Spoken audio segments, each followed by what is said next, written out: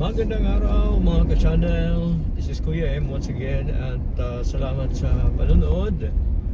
In this video, pupunta tayo sa Colon Street, ang pinakamatandang daan sa buong Pilipinas, the oldest street in the Philippines.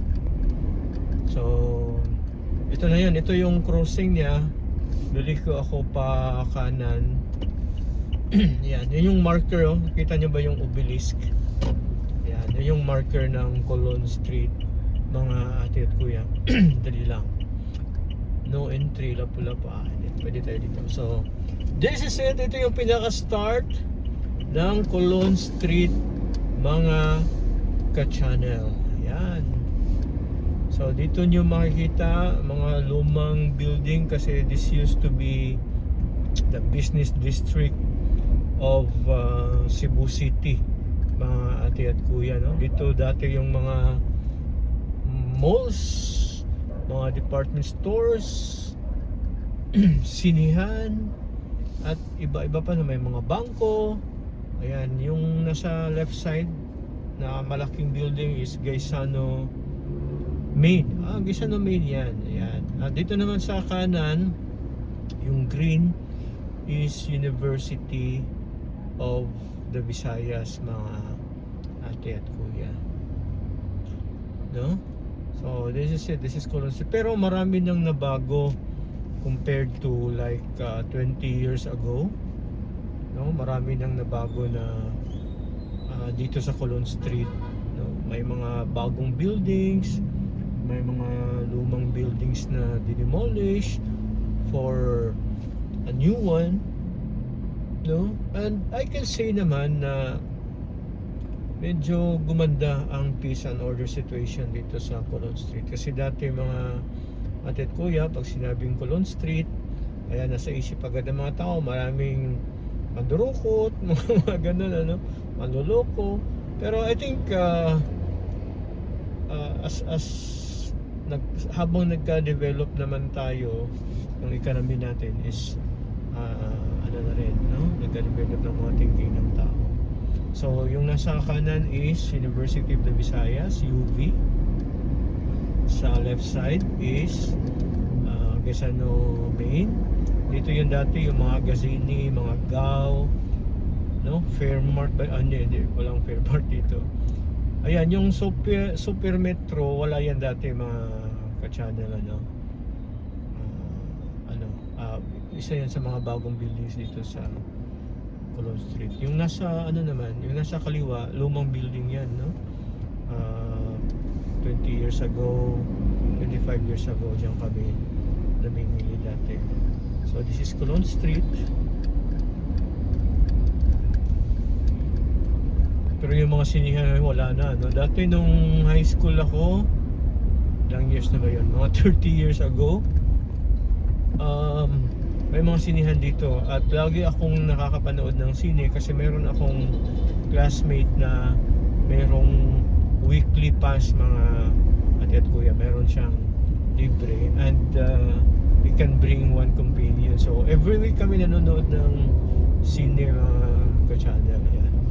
At ito namang ano, yung nasa kaliwa is Gaisano Metro, one of the oldest din dito sa Colon Street. At kahit meron na tayong mga SM, mga Ayala, yung mga malalaking malls, mga ate at kuya, sikat pa rin yung ano, yung Gaisano Metro.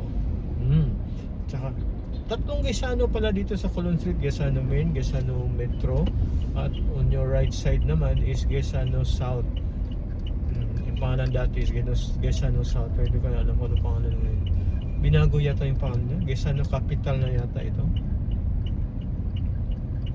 So kung mapapansin nyo, marami pa rin yung mga lumang buildings, ano? Kasi nung nagsimulang nag-construct yung mga malalaking malls like SM Ayala, wala na, naiwan na ang lugar na ito, mga ate at kuya. Kasi yung mga tao gusto nila isang place na lang, no? Isang mall na lang. And alam naman natin yung mga malalaking malls, they have everything. So hindi na kailangang lumipat sa ibang mga tindahan katulad dito. gusto mo ng hardware, kailangan mong pumunta doon sa unahan.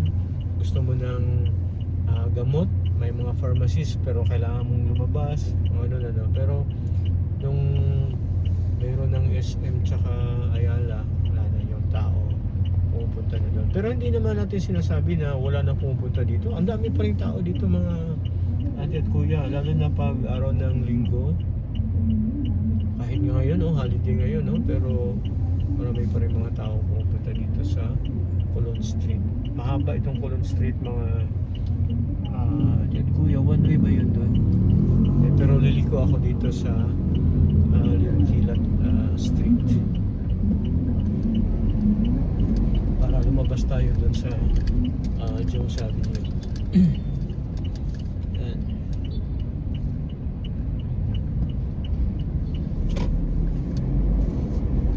Dito sa daang ito, makita mo mga nagbibenta ng mga cellphone accessories, cellphone parts.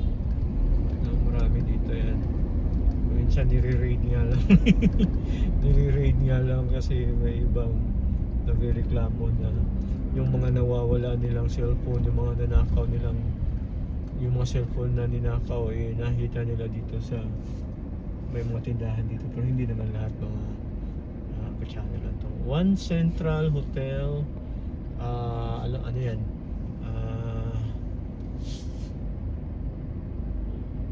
yung ano ba sa Tagalog, yung Sumpay, magkatabi sila ng E-Mall,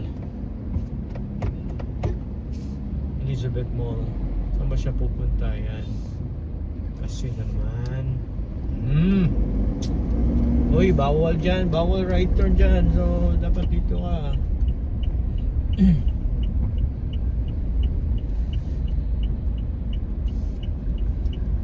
Yun, so ito yung marami na pala mga stall sa itong kanan is GSIS building, hindi ko tuloy nasabi sa inyo. At yun namang kaliwa is E-Mall, Elizabeth Mall. So ang daming mall dito sa Cebu, sabi nga nila may nagsasabi na crisis daw, pero pagpasok mo ng mall, ang daming tao. Mahirap makapag-book ng mga restaurants, no? Hindi ka kagad makapasok, lalo na pag during meal time. Mahirap pumasok sa mga restaurants dito sa Cebu, mga dito. So kahit sinasabi nilang crisis, at least meron pa rin tayong kahit paano, na magagamit para sa pag dine out natin, pag-malling.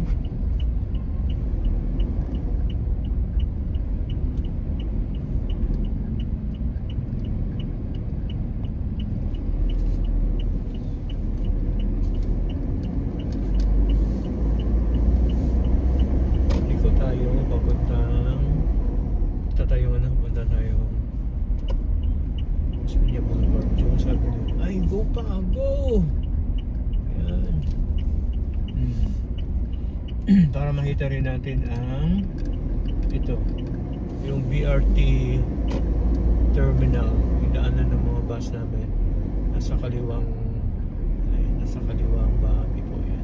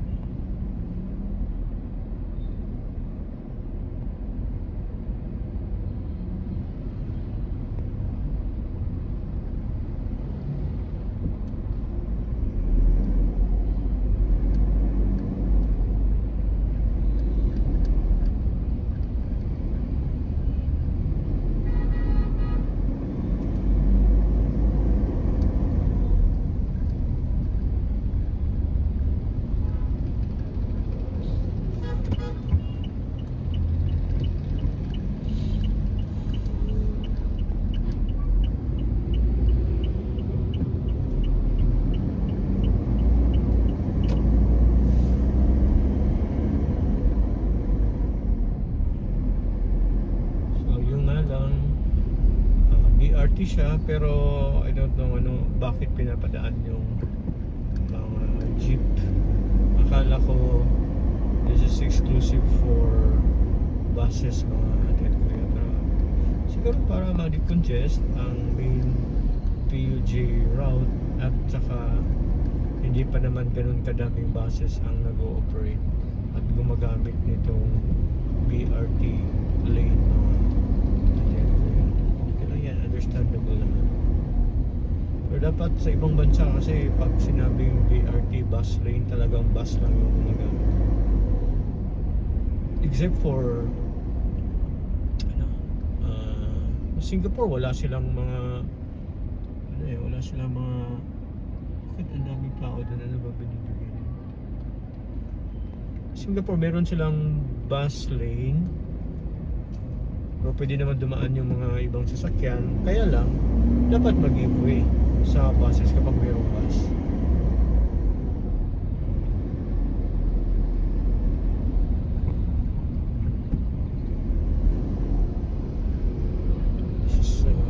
Na tayo yung Fuente Osmeña Circle, pero hindi tayo iikot sa circle, pupunta tayong Mango Avenue. That's Fuente Osmeña mga atid ko yan. Ayan, thank you so much for watching mga atid kuya. Kung hindi ka pa subscriber dito, please don't forget to hit the subscribe button, pati na rin ang notification bell para at least umabot naman ng 100 yung subscriber natin dito sa ating channel. Thank you so much for watching. Have a great day. Magpalain po kayo ng may kapal araw-araw. Thank you so much. Enjoy your